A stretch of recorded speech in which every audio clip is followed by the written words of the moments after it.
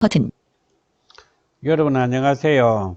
불법으로 감시단에 들어온 것을 환영합니다. 우리 시각장애인들에게만 안마를 할 수 있다라고 어렵법 82조 1항에 나온 것에 대해서 여러분들은 여러 경로를 통해서 직업평등권에 입이 된다고 항의를 합니다.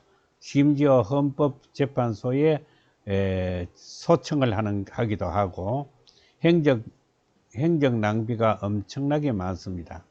그런데 사실상 여러분들은 시각장애인들만 안마할 수 있는 것은 아닙니다.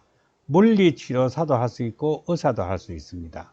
이처럼 여러분들이 정식으로 안마나 마사지 하고 싶거든 물리치료사 자격증을 따면 되고 의사 자격증을 따면 됩니다.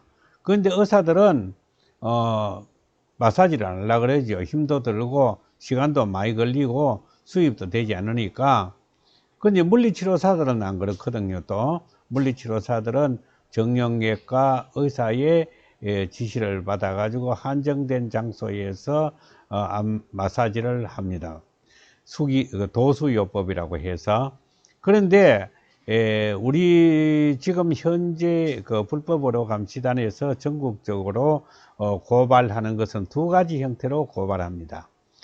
안마원을 개설했다, 장소를 마련해 놓았다 하는 것으로 고발합니다. 이거는 무슨 말이냐 하면은 어렵법 82조 4항에 보면은 누구든지 안마원을 개설할 수 있으되 개설하고자 하는 사람은 안마사 자격증을 가지고서 보건소를 거쳐 구청장으로부터 안마원 개설 신고 필증을 받고 그것을 가지고 세무서에 등록을 해서 사업자 등록을 낸 후에 안마원을 개설할 수 있습니다.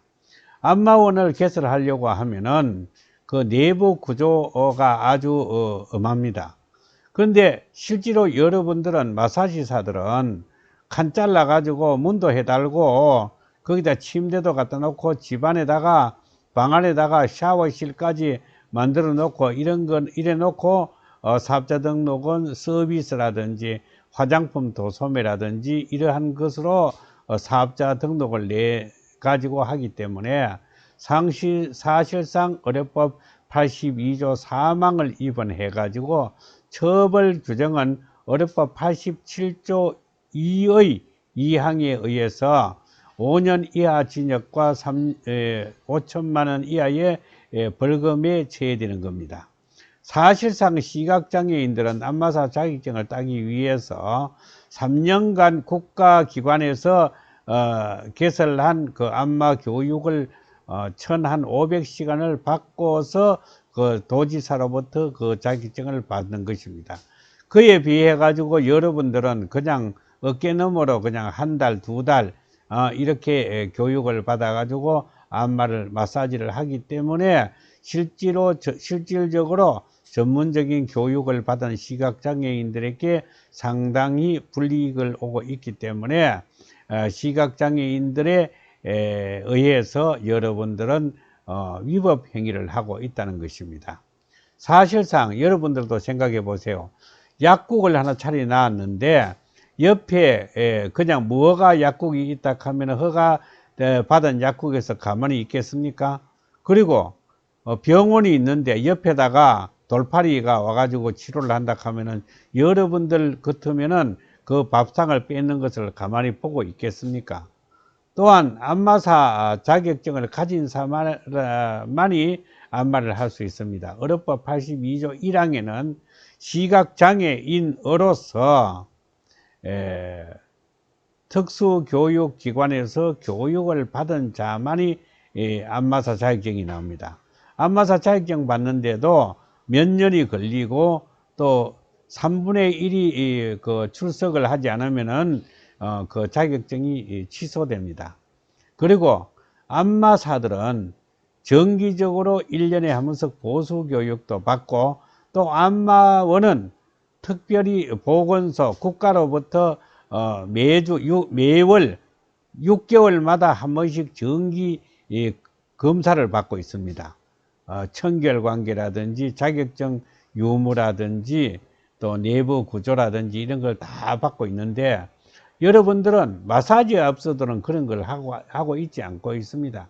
쉽게 말하면 병원 옆에 돌바리가 치료를 하기 때문에 그러니까 병원에서 고발한다 이렇게 생각하면 됩니다. 복잡하게 생각할 필요가 없습니다. 그런데 여러분들은 그 마사지 안마의 그 자격증에 대해서 정확한 인식을 못하고 있습니다. 쉽게 말해 하물며 병원에서 일하는 간호조무사들도 1년 동안 기관에서 교육을 받고 자격시험에 합격해서 자격증을 받는데 안마사는 3년의 교육을 받습니다. 쉽게 말해서 물리치료사보다도 더 위에 있는 것이 안마사입니다.